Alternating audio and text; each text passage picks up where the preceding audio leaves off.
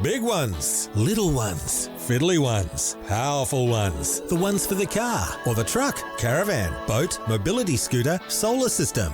In fact, for any kind of battery, go straight to Battery Central Ipswich. They'll even help you when you know what you need to power, but have no idea what'll do the job. Battery Central Ipswich, 280 Brisbane Street, West Ipswich, behind the Yellow Building. Expert advice, better batteries, best prices, every day. That's Battery Central Ipswich.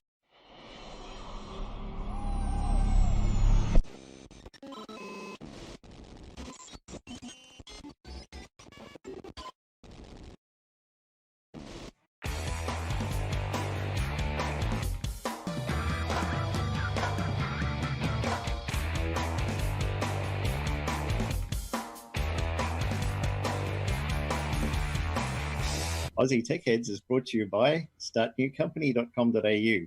Register your company fast, easy, and direct with ASIC. All documentation is provided and held in your account for downloading at any time. Special discount for ATH listeners. At the cart, use ATH20 for a $20 discount. And athwebhosting.com.au. Servers operate on SSD drives. Immediate activation, SSL certificates, Aussie support, domain registration, and easy install of WordPress, Joomla, and Drupal. Welcome to episode 729 of the Aussie Tech Heads. I'm Jason Oakley, and this is Will Tompkinson. Hey, Will. Evening. I have to pay attention. We don't have the countdown anymore. I should put that. Oh, wait. Am I supposed to? Oh, that's right. We still got one more to go. I should put that back on there. How's things for you up there? Happy birthday to you. Oh, yeah, that's some bad rumour started by somebody who wasn't me. 21 again? Something like that. Again. What is it? 21 plus 19? Yeah. Don't ask me to do maths at this time of night. Yeah. No, doing all right. You know, we're having like cold weather, then like polar winds coming from down south, and then we have freezing rain, and then we have. It's like, oh man, seriously, just. Yeah, that's a good idea. I just heard your little light bulb go off above your head like in the cartoon. I should have it on silent. That's my bad. But it's everybody going, "Oh, it's your birthday." I'm like, "Yes, I know. It's been my birthday all day. Thanks for telling me." It was this time last year and this time the year before. Yeah, it's funny. That tends to happen semi-regularly. Oh, man. Well, we've been having fun on the Metaverse Minecraft server. Yep.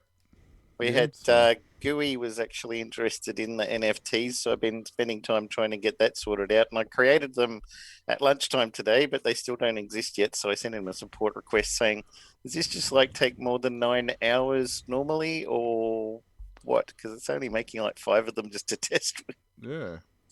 But first I had to wait, because I didn't have a lot of Ethereum, I just had some remnants from back when I used to support that coin. And it was enough for the gas to convert engine into J engine that you put in the NFTs. And if you don't pay a big fee, then it takes a very, very long time. So it was nearly all overnight to do that conversion. And then I created the NFT and it says waiting for approval or something. I don't know. So fair enough. But he said, yes, he would really like NFT, so we've got at least one interested. Anybody else, don't forget to write in, because we'll have a few of them, but they're going to be limited. So they'll be rare, which is spelt on eBay, capital R, then the letter @ sign, yeah, and then RE, and then about 40 exclamation marks afterwards. And a couple of asterisks and... Yeah. And obliques as well. He was cool. He fell into the cauldron when he was a baby. Is that what happened? Getafix won't let him have any more. He's very disappointed. Oh, that's right. He doesn't have the Get Strong stuff, does he? No. The serum stuff, yeah. Because he's permanently strong. That's right.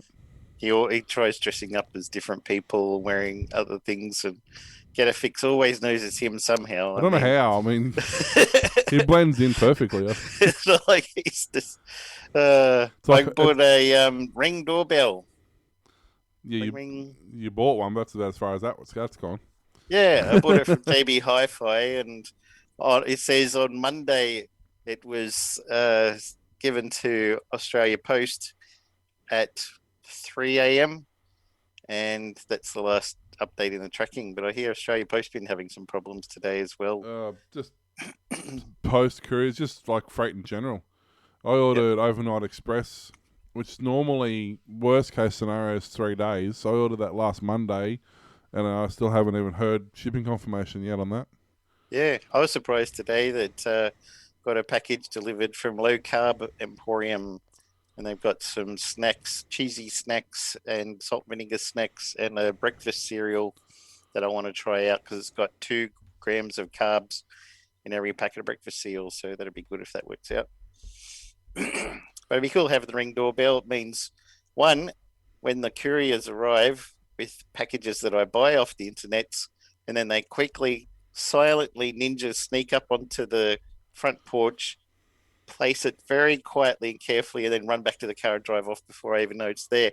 Even though I'm sitting in the next room, even though I have a doorbell, even though they can go, hey, we're here, none of that. I just look out the door every few hours. It's like, oh, the package finally arrived. And then an hour later, get an email. Hi, your package was delivered. At least your guy drops it off. Our guy just parks out the front, honks the horn, and then drives off. Does he? Jeez. So, and then we've got Is to he go looking for a job at FedEx, is he? then we've got to go to the no, it's Australia Post. Yeah. And then we got to go to the post office to pick it up. And it's like, seriously, dude. What's the point? So just leave it at the post office in the first place. Yeah, just send me a thing saying it's at the post office.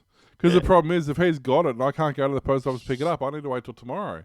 Yeah. So I can't even get the package the same day that he should have delivered it anyway. Yeah. But yeah, the Ring doorbell will detect motion at the front door and go bing on the phone, say, hey, something's happening out the front. You go, oh, okay, looks like my package arrived. I'll grab it before any kids walk. Well, I've got bushes in front of the porch so people wouldn't be able to see it most of the time. But you never know. Also, if you're out and something gets delivered, you don't know. Because I go to the garage, which is a doorway to the garage built on the side of the house, and hop in the car and drive out. I don't go to the front porch. Yeah, that's right. We hardly ever use that. The front. The only visitors use the front door. We always just drive into the garage. We're the same. We always go at the back because the driveway goes down the side of the house, and you sort of park at the back. Yeah. So we always go at the back, and like you might go at the front maybe once or twice a week, and you walk out there and 3 parcels. You're like, yeah, when did that get there? How long have they been there? So, but it should be pretty cool. Adds a bit of security to the place too, and also because my daughter has anxiety and doesn't like answering the doorbell to people she doesn't know, particularly if I've gone out or something, she can just come up on her phone. And she doesn't have to. She can just talk through it. She doesn't even have to have her face appear because there's no video at that end. But she can see who's there, and if they're delivering a package, she can just say, "Okay, yeah, that's fine. Just leave it there." Then when she finishes a current game or something, she can pop out there and grab it, or even just say, "No, we're not interested in learning about Jeebus today. Thank you very much." Stuff like that. So, what? Not even with a handwritten note. Handwritten note. I couldn't believe that. Dad said he got one of those a few months ago too. I'm like, man, they're going to a lot of trouble there. They have their stuff shoved in the garbage bin anyway. I think maybe it's going for like a guilt trip. Do you see how much time and effort and love I put into writing this with my own hand with a pen? You know how many trees I've had to kill to make these pamphlets? I did 2 sides of the piece of paper. Surely you're going to read about the end of the world by now. It's just around the corner. I think it happened at the start of last year, didn't it? Yeah. We're living in the alternate reality. It's like Earth 2 and Hitchhiker's Guide to the Galaxy that just suddenly got replaced and everything else seemed to carry on, but only one person knew it was different. Yeah, it's not far from that, I'll tell you. 2,000 years after somebody got nailed to a tree for saying how nice it'd be, how good it'd be to be nice to people for a change. Yeah, it's not far wrong either. He's good at summarizing that stuff. A genius who went too early in his time. Yes, but it's interesting actually. You listen, if you read or listen to some of Stephen Fry's books. Yep. You know, they're really weird titles, like I Was a Moab or something. But yeah, he talks a lot about him throughout the series and stuff. Oh, okay. You pick up Audible books or something. I use them on Audible, but yeah, he does actual hard copies as well.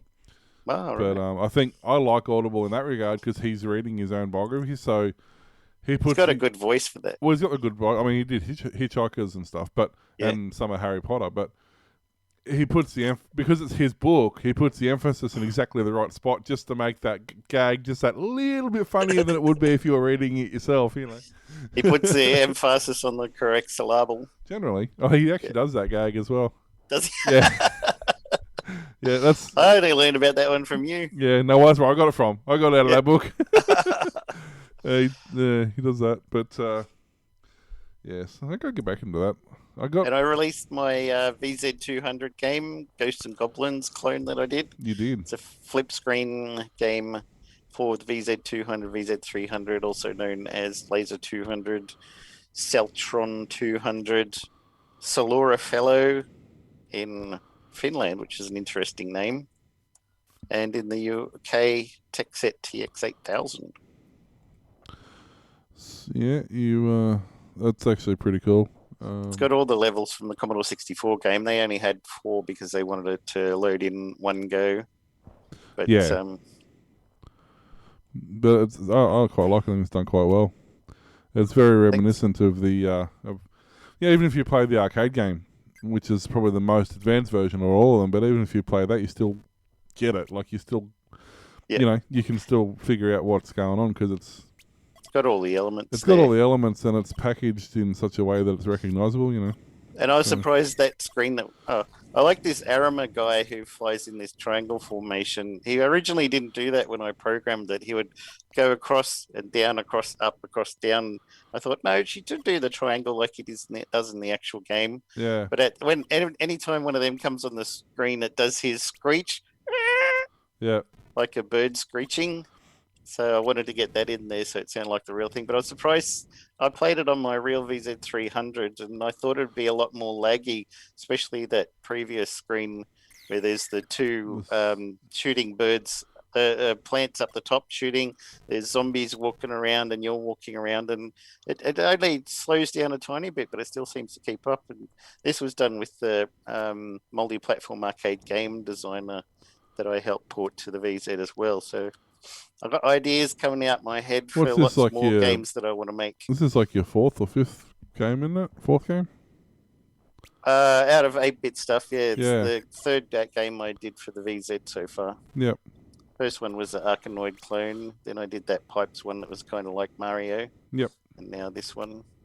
And got mentioned by Indie Retro Magazine online. Yeah. You made it when you made it to a magazine. And the guy who runs, I think it's called Kilobyte Magazine, something like that, wants to do an interview with me now as well. So we can look forward to that. Nice. I'll get a bit more plug for multi-platform arcade game designer because it's a really good thing. And throw John some money if you do download it. I think you can get it free, but I think I threw him like $20 US or something just because it's worthwhile. To support the people who are doing all this trouble. Well, that's it. And I mean, ultimately, you're not making any money from the games or anything. Like, it's all... Yeah, you could just download them from itch.io. A few people have sent me donations, even for the VZ one, so I really appreciated that. So you can go to jonathan-caldwell.itch.io and you can find the... Yep, it does games for MSX, Spectrum... Dragon 32, Amstrad CPC, BBC Model B, Dragon 32, 64, Acorn Atom, Enterprise, and VZ200 with more on the way. Yep.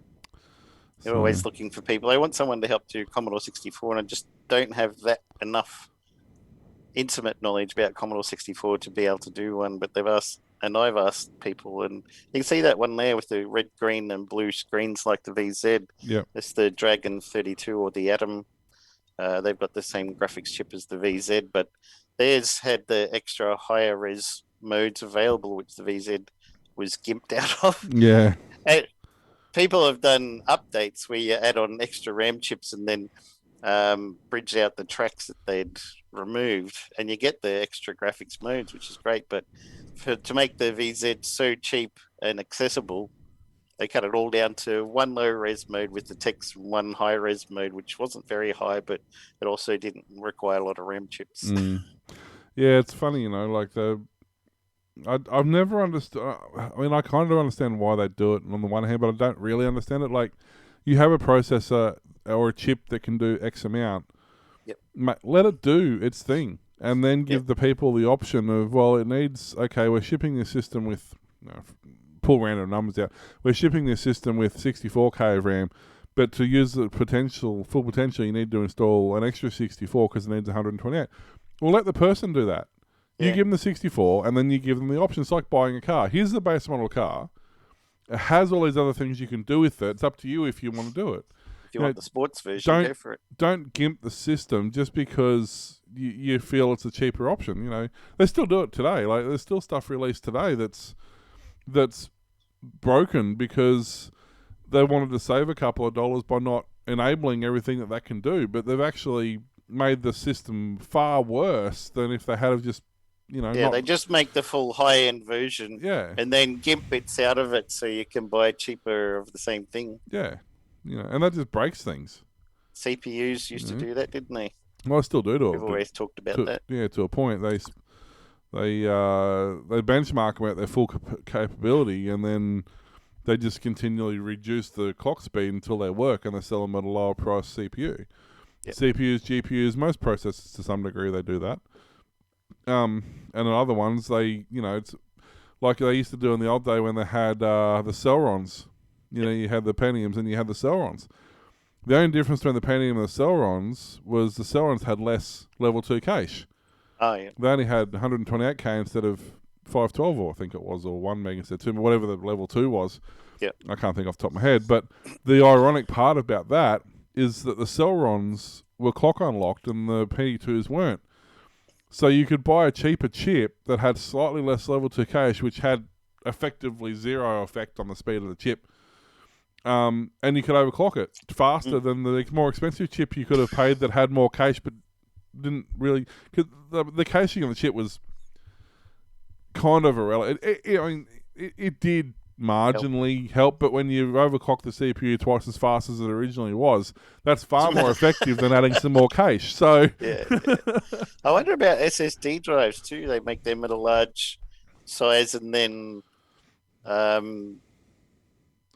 barrier off half of it and then sell it at the half. I don't know, but it wouldn't surprise me. Yeah.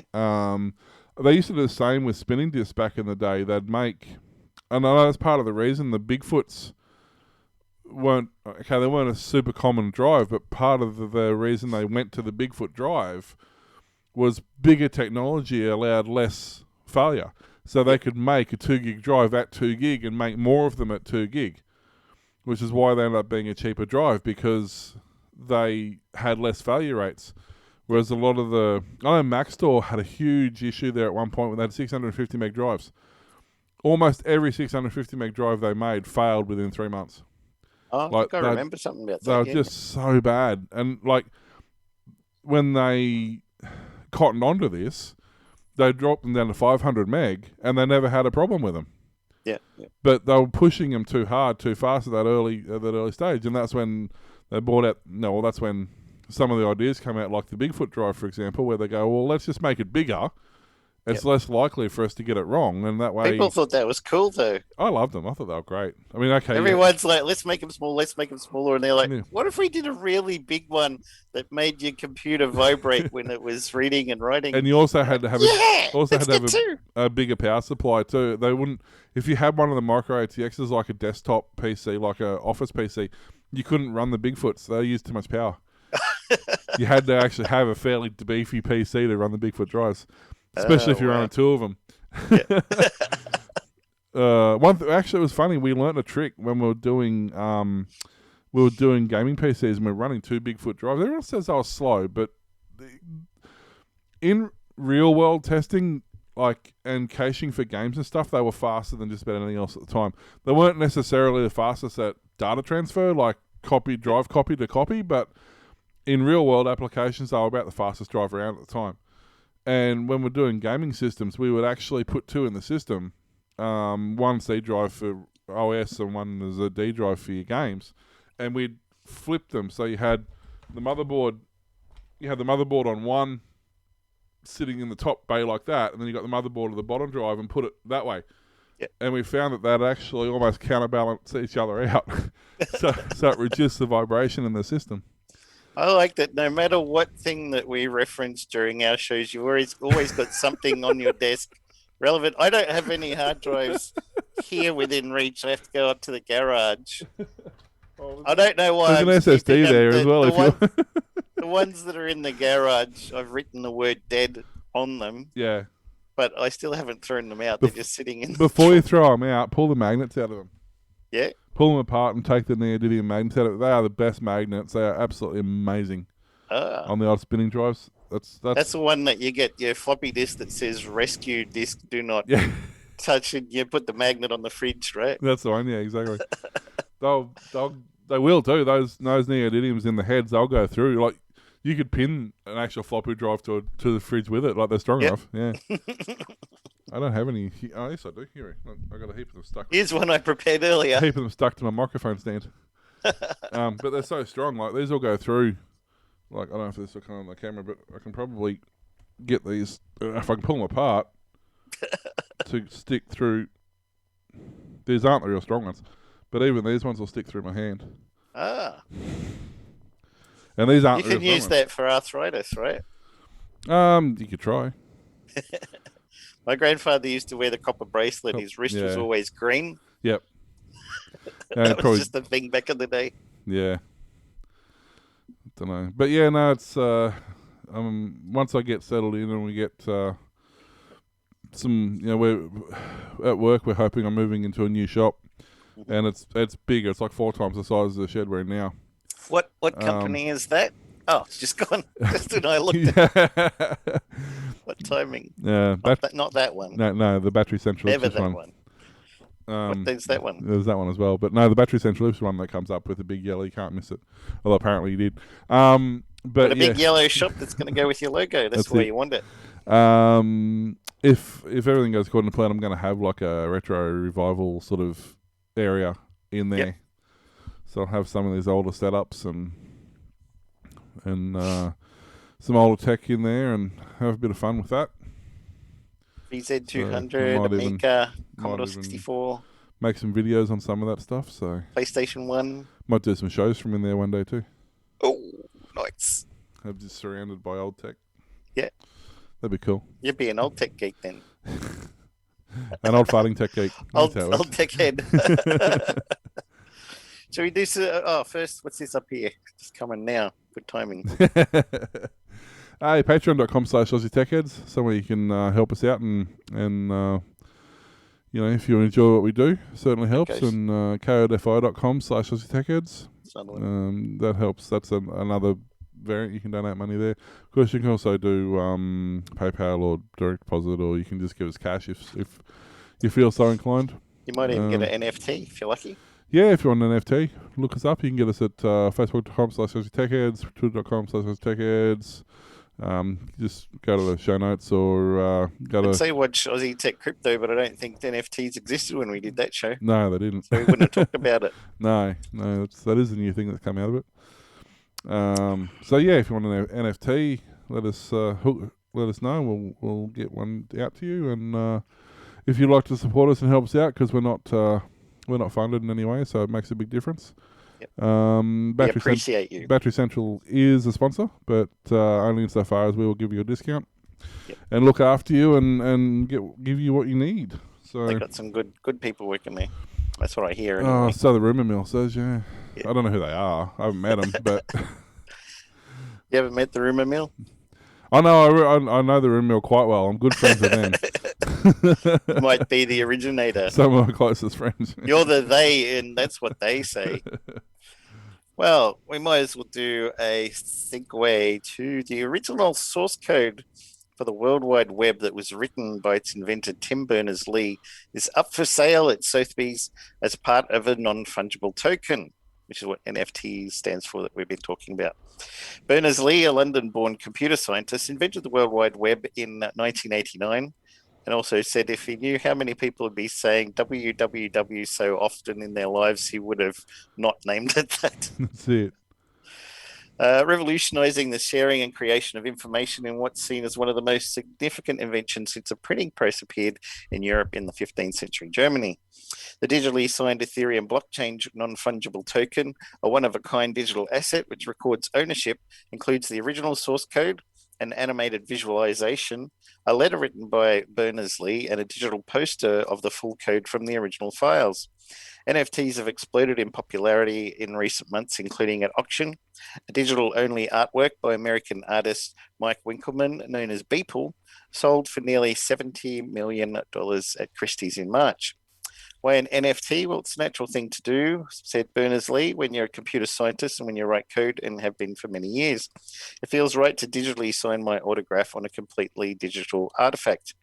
The files contain 9,555 lines of code, including implementations of 3 languages and protocols invented by Berners-Lee: HTML, the Hypertext Markup Language, HTTP, Hypertext Transfer Protocol, and URIs, Uniform Resource Identifiers.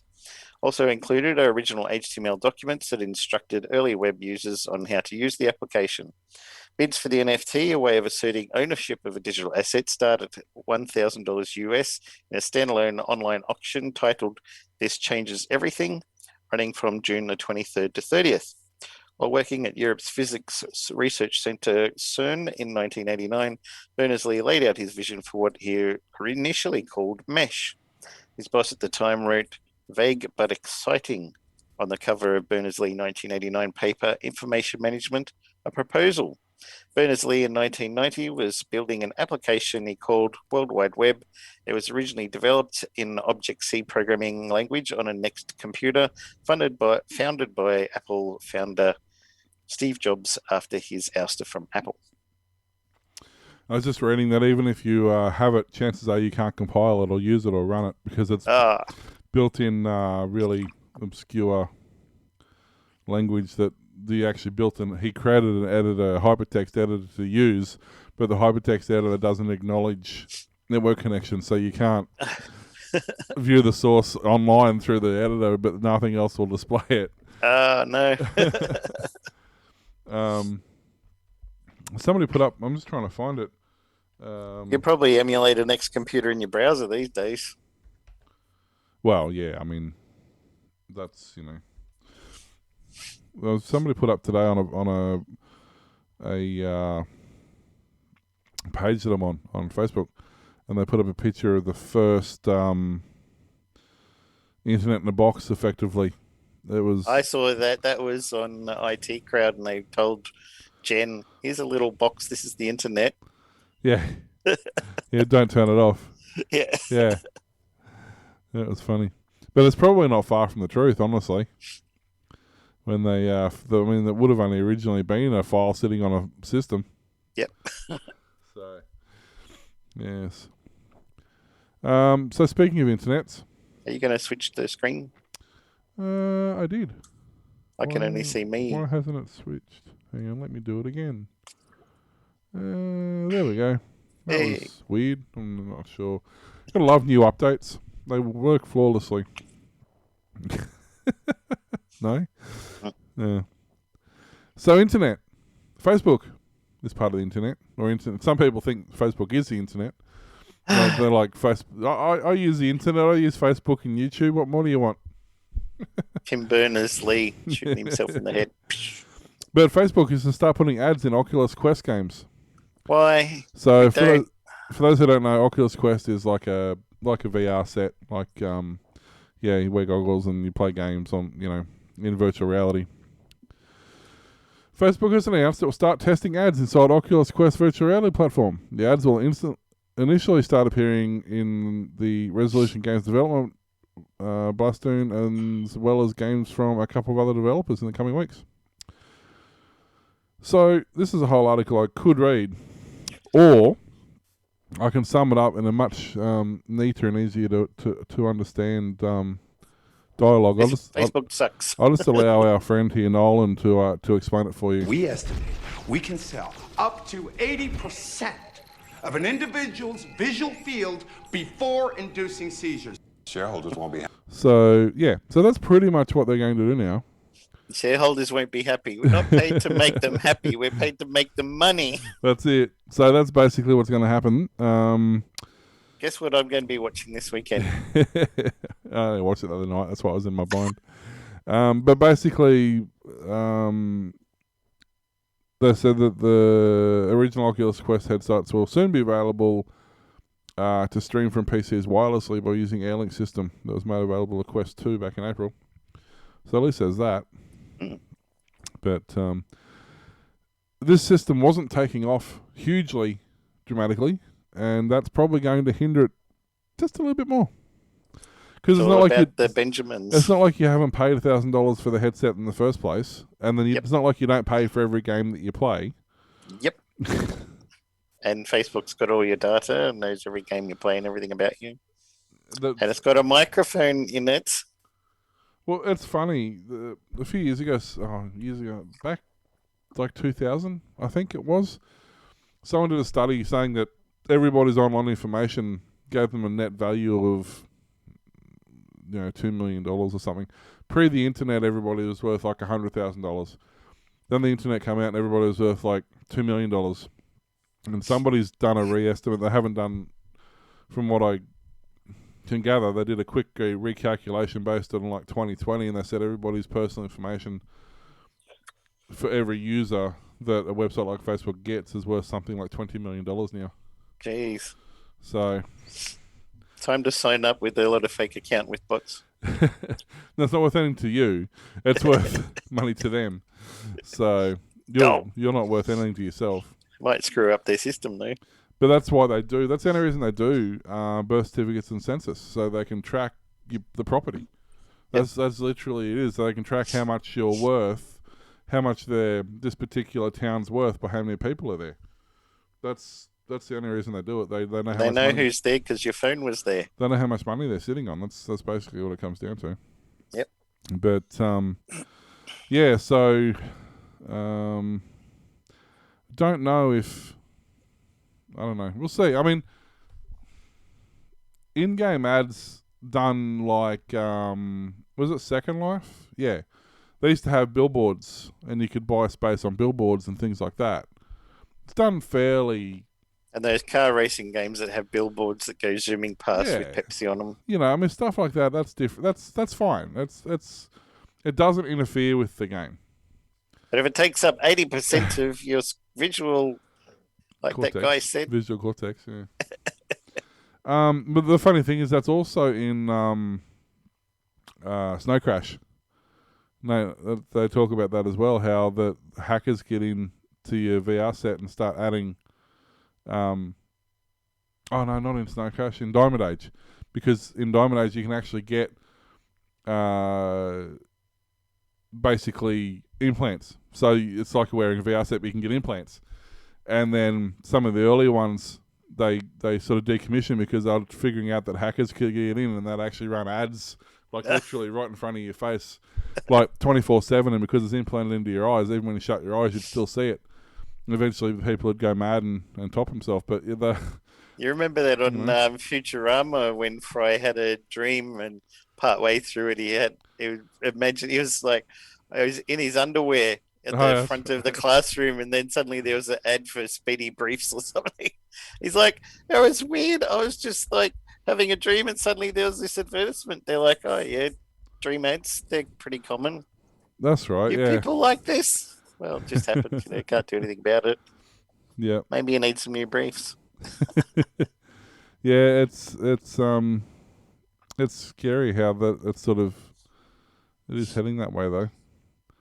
But wasn't there that company that was going to buy a giant sky banner that was going to go right across the sky with an advertising billboard? Well, I know Coke at one point was supposedly going to put a massive big banner on the moon. Yep. So I'm not sure the moon would appreciate that, but Isn't he the Hulk? Yeah, well, that's where Can he breathe up there? He's a giant banner. Oh dear. Major banks, internet services and payment terminals, as well as websites for other major brands, went offline this afternoon in what appears to be an issue with widely used DDoS mitigation service. Users reported widespread problems accessing a range of internet properties and online services from the likes of CBA, Westpac, ANZ, Ubank, AMP Bank, Macquarie Bank, ME Bank, and more. The root cause appears to be an issue with Akamai's distributed denial of service mitigation platform, Prolexic.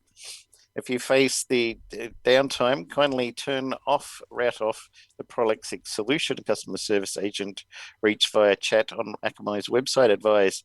We deeply apologise for the experience.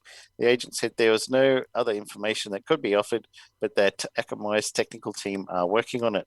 Similar disclosures were made in social media channels, and sources similarly confirmed Prolexic as the cause. An Akamai spokesman officially confirmed at 6:30 p.m. that it has the issue. We're aware of the issue and actively working to restore services as soon as possible, spokesperson said. It appears issues are ongoing at Akamai's end as of 7 p.m. AST, but many customers have been able to deploy suggested workarounds.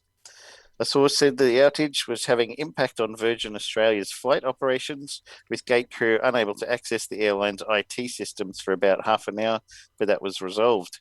Major banks were facing large amounts of criticism from customers via social media channels, with many left stranded at the point of sale, unable to complete transactions. Australia Post indicated it was also feeling some impact. What do we all learn about not hosting everything on the one CDN? Yeah, well, Zoom went down as well. Zero, which is what we use at work, it went down. Thankfully, it came up just before we started work, but yeah. Good. Yeah, it was massive. There's a lot of stuff got affected by it. A lot of FPOS and ATMs and... Yeah, I saw a lot of complaints on Reddit. It was interesting, but I guess that's what happens when you have a cashless society. Yep. If you don't want it to happen, carry cash. Problem solved. Go for Bitcoin. Problem solved. I don't know if that would have helped because you wouldn't have been able to transfer it. Depends on who they're using, I suppose. It doesn't have to go through the banks. It'd just be like Binance to BTC markets or something. Yeah, unless you're trying to actually cash it. That'd be a problem. Yep. But Apple. You know that Apple we all know. Them again? They said hopeless PC users suffer from iPad envy. So, I'll quickly play you their new ad, and you can decide for yourself what they're trying to. Which one is it? One of these buttons does a thing. You figure out what they're trying to do. Look at this stuff. Isn't it neat? Wouldn't you think my collection's complete? Wouldn't you think I'm the girl who has everything? I've got gadgets and gizmos aplenty. I've got who's its and what's its galore. You want thingamabobs? I got 20. But who cares? No big deal. I want more. Up where they walk, up where they run, up where they stay all day in the sun. Wandering free, wish I could be part of that world.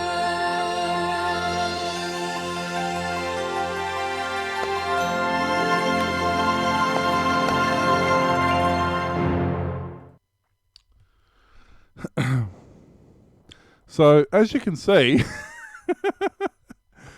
iPads... Is this some expressionist no, thing this is that us guys don't get? This is a new ad they're spruiking. Basically, it says that the way this article is written, they're saying that if you look outside your window, these people seem happy. They're sitting contently in parks with warm lattes while you're wrapped in work cables and a very dull PC.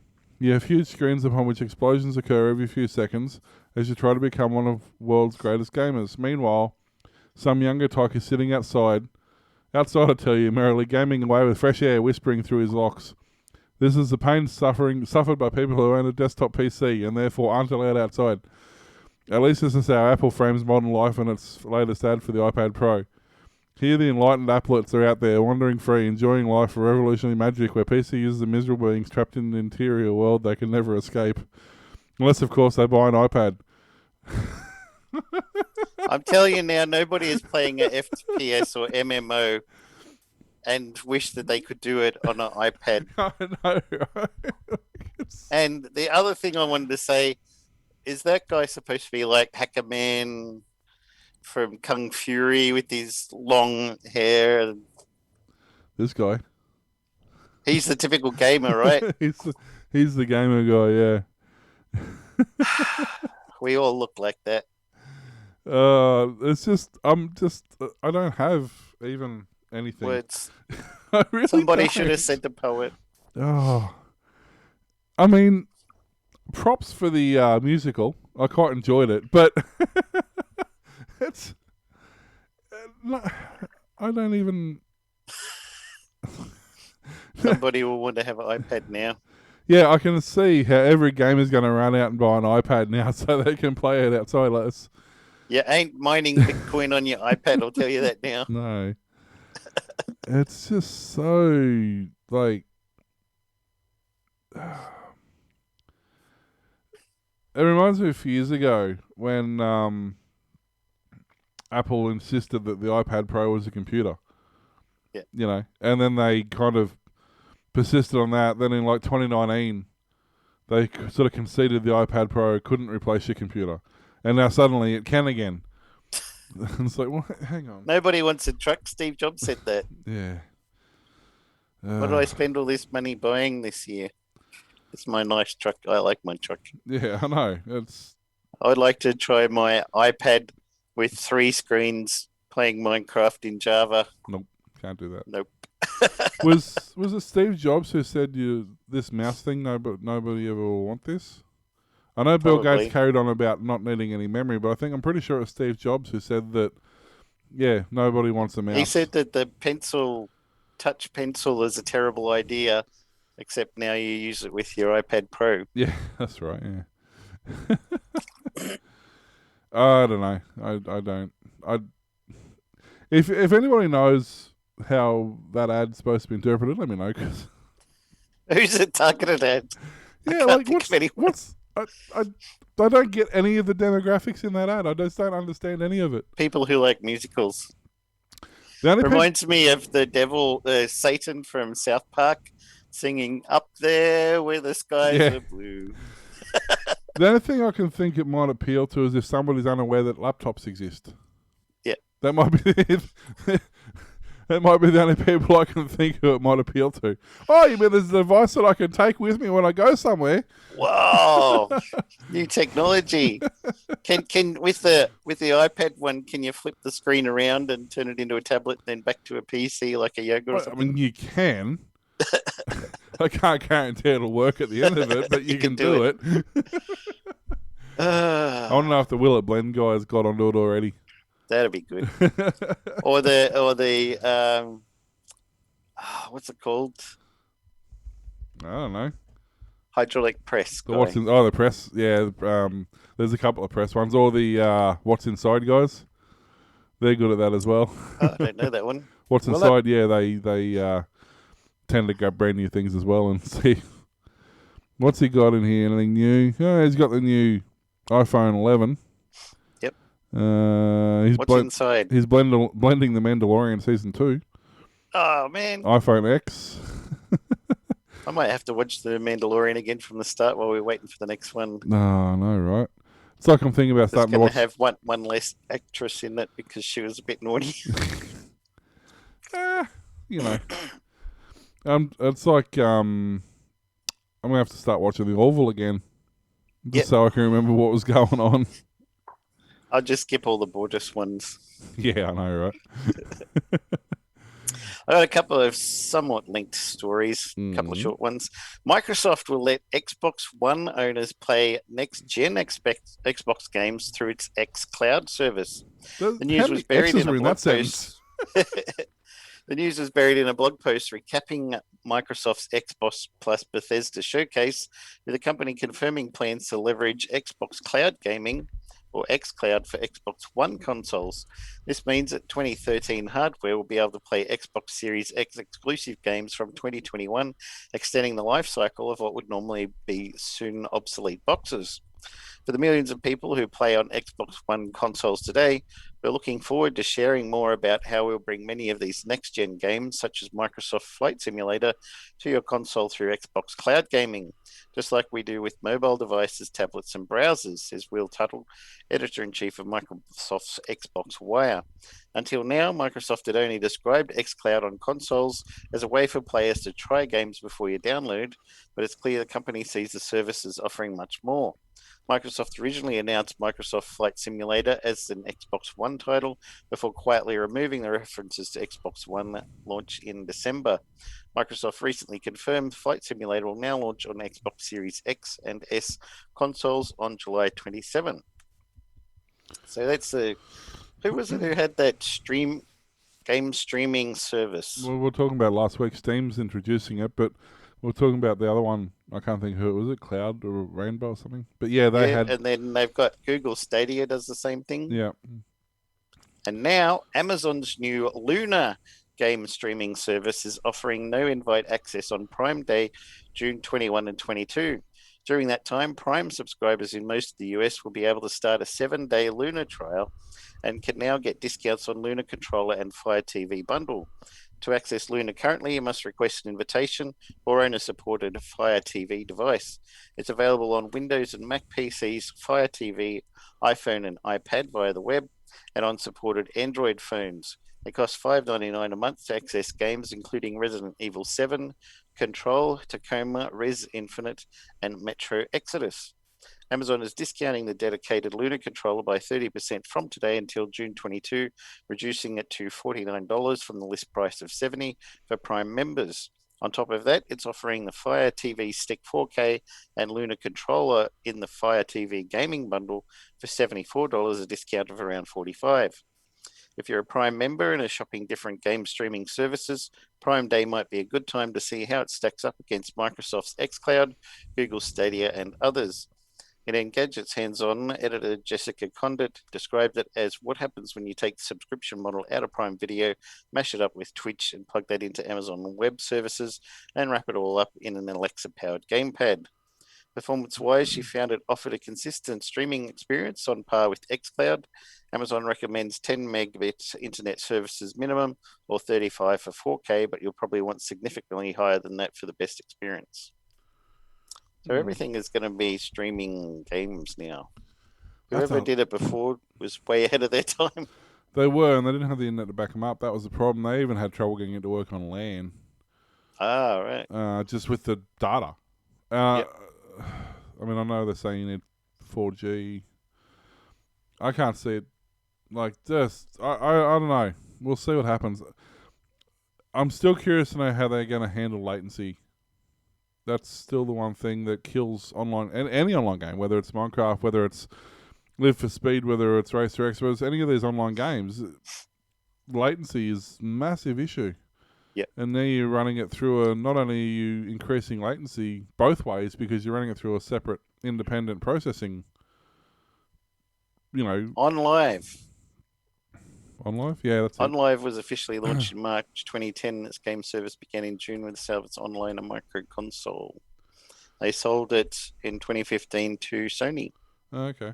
So I wonder if they've put that into, or they're going to put it into a cloud service system now that Xbox has got it, Amazon's got it, Google's got it. You're going to have a PlayStation game streaming service, right? I mean, they might have just been using the technology in general for just... You're right. Its assets were used as the basis of a cloud gaming service within its PlayStation product family known as PlayStation Now. Yeah. Oh, yeah. NVIDIA Shield as well? Yeah. Everybody's doing it. Yeah. And not very many people in Australia will be able to because a lot of them, the internet sucks. Well, and generally, too, there's no servers in Australia. Yep. And you're usually playing with somebody who's overseas anyway, so even if there was a local server, it's not going to help you if you're playing an American opposition because it's the lag. I remember, back in the day when Duke Nukem was a thing and Doom 2 and those sort of games, there was Rise of the Triad, there was a service called TEN, I think it was the Entertainment Network, and they were a modem variant of that. you could dial up to a server and you could play online with other people in multiplayer games. Now, these are the same games that, okay, they'd work fine over an old BNC network, over an old 10 meg network. You could play Duke 3D and Quake and Doom and whatever. Yep. I think the early Need for Speed was on it. There's quite a few games on it. But over dial-up, you just couldn't. The latency was just absolutely horrendous. Like half the time by the time you've actually loaded in and spawned, you're actually dead, but you're waiting for the game to catch up. So you actually think you're playing for a while, and next thing you know, you're dead, but you've been dead for 10 seconds, but the game hasn't caught up with it yet.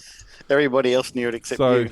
It's not new technology. It's just they're finding more efficient ways of packaging that technology. Yep. Hopefully they'll put it on one CDN that goes down. Oh, they will. Apogee has announced they've got 10 new games in the works. Yeah, I was reading about that. They said today on Twitter, what new Apogee game are you most looking forward to? And I said Duke Nukem VR, which has not been announced, but I thought it would be funny to say because you imagine Duke Nukem in VR, that'd be awesome. Yeah. I'd get my Oculus Rift out of the cupboard over there and plug it back in again. Some of those games, I don't know if Duke could work all right because it wasn't. No, it was, probably 3D enough. But it's called Duke Nukem 3D. Hello. Yeah, it was not really 3D. It was. I mean, it kind of was, but you could tell it wasn't because like the way you couldn't render like mirrors. Yep. When you're a level designer and you had to, I don't know if you remember the first level. You go into the,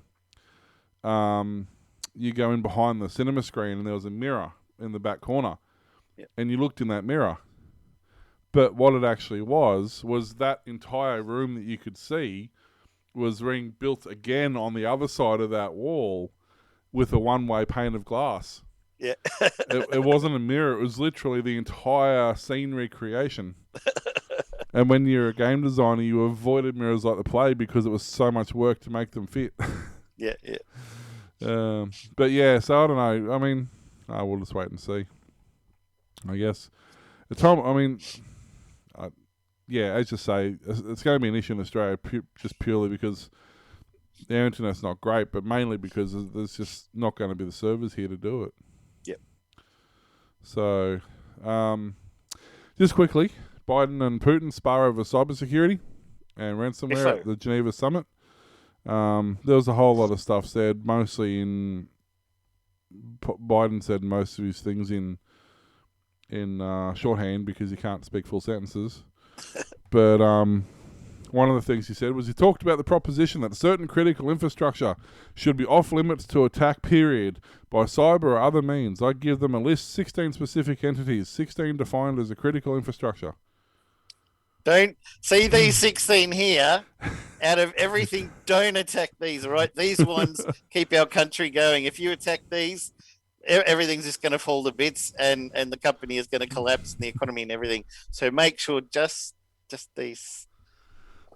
Isn't that like... Just in case the message wasn't clear, I looked at him and said, how would you feel if ransomware took on your pipelines from oil fields? He said, it would matter. Hypothetically speaking... And he said, I pointed out to him that we have significant cyber capability and he knows it, Biden said to reporters. So should he really be doing that kind of thing? Just to let you know, if you hear of an attack on Russian pipelines, it wasn't us. And if one of those 16 things that are critical accidentally get attacked in retaliation, it's not him. Oh, he's so dumb. You go through and you just read it, and it makes even less and less sense the more of it you read. Are they better off now than they were? I don't know anymore. Probably not. If you've got Twitter, I can't remember who tweeted. I'll see if I can quickly find it. But there was actually a thing in the background. They they obviously made the room up for the media and tied it all up and did everything they had to do. And in the background of where the wide shot was going to be for the I was trying to find the image. Sorry, where the background was going to be. Biden. Yeah, where the books were going to hang out. They they stacked the bookshelves. And as you can see behind Biden there, the entire bookshelf is nice and brown with only a couple of white books. And when you look closely, it says, "I lie." Written in big white text behind Biden's head. How could that happen? Just a complete accident. They didn't mean that at all, I'm sure. It was Whoops. just completely... Nobody will notice. It completely won't even appear in unintentional. any news article or anything. No, exactly. The Streisand effect will get it. That's it. And sorry, headline pop up. 2012, a missing woman in Iceland unwillingly joined the search party that was looking for her. I saw that one, yeah. Microsoft is having a Spinal Tap moment. Microsoft has cranked the hype machine to 11 for its next big Windows feature update. Whoa. If you don't know what we're talking about, you need to watch Spinal Tap. It is the best mockumentary ever made. It's hilarious. For years, I didn't realise, like when I was younger, obviously, but I didn't realise it wasn't real. Like, I'll have to watch it again. it was done so well that I thought it was actually like Is it Harry Shearer in it? Oh, Hank Azaria. I always get those two mixed up. Yeah, so do I. I can't help you because I'm thinking the same thing. But yeah, so basically, Nigel Tufnell's in it too. But throughout basically they're saying that obviously 11's been leaked. Harry Shearer. Harry Shearer, yeah. And it shows a Windows 10X like interface. I'm not really sure. I've had a bit of a look at it. Like, it doesn't, other than like, well, they cancelled Windows 10X, obviously. They also announced years ago that Windows 10 would be the last numbered Microsoft Windows product, and they were just going to keep updating Windows 10, but still call it Windows 10. Yeah, that was the Windows 10X was supposed to be a thing.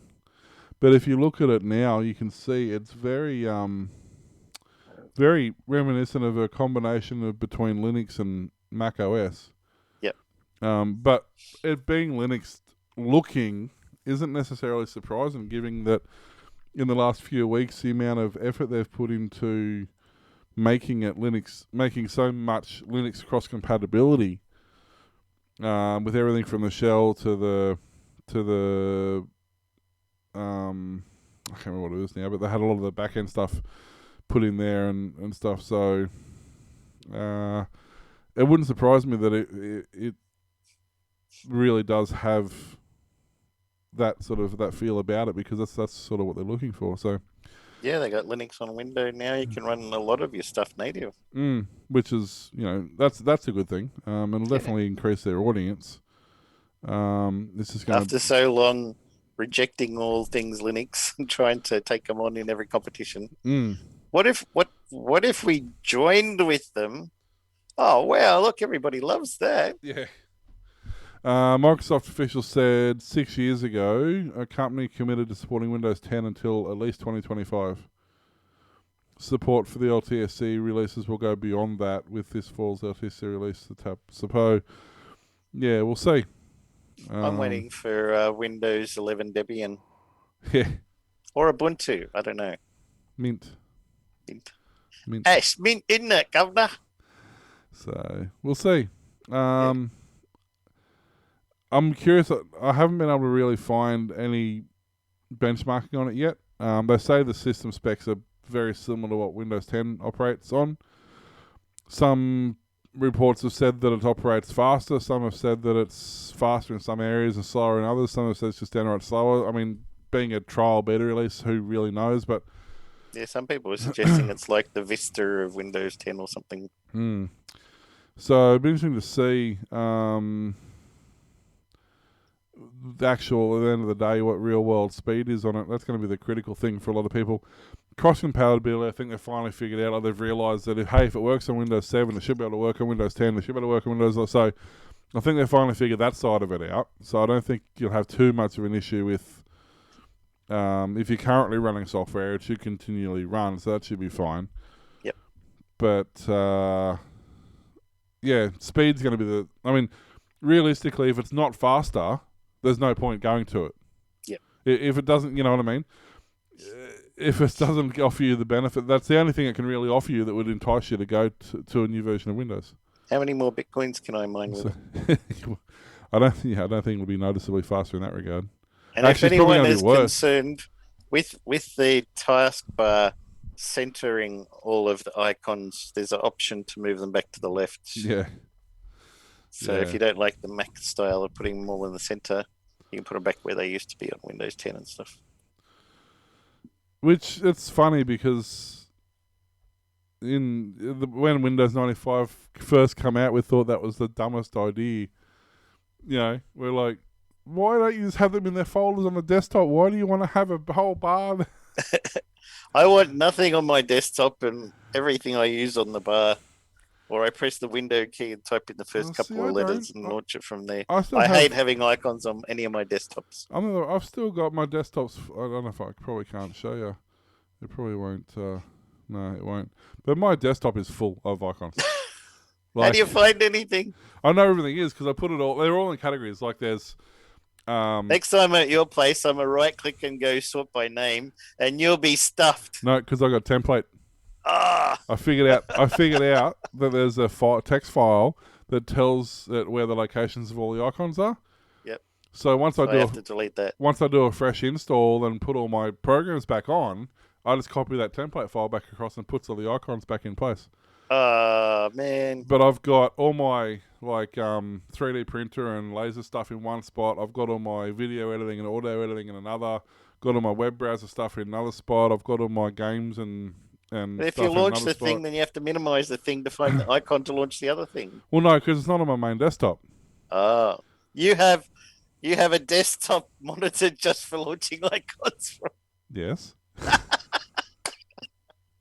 What? You don't? No. That's what, that's what that no icons on the desktop. That's what that monitor is over there for. I don't use it for anything else. It's got my start bar on it. It's got everything on that one. I don't want a start bar on the screen that I'm using because then it pops up at the worst time. So I moved on because I got the little. They gave me for work. My MacBook Pro died, so they gave me a little 13-inch one, which is a terrible idea. But I just have the work chat there, and I've got two 1080p's. And they have one taskbar type thing, and it only goes on one screen. You can't have it on all of them like you do with Windows. So if you move your mouse very slowly near the bottom of the screen, it'll pop onto whatever screen you did that on. So as soon as I start up the computer, get everything going, I pop it onto the right monitor because that's real estate I can afford to lose a bit of. But when you got the 13-inch screen, you don't want to lose the real estate to icons in the taskbar. And I don't want it to hide and pop up and down either. I have mine on hide, usually. But yeah, I'll quite often move it to a different monitor. If I'm doing something that I know I'm going to need to access it, I'll just drag it to a different screen. Yep. So... Anyway, thanks for listening to the Aussie Tech Head Show. We can be found at Facebook, Twitter, YouTube, Patreon, and coffee.com/Aussie Tech Heads.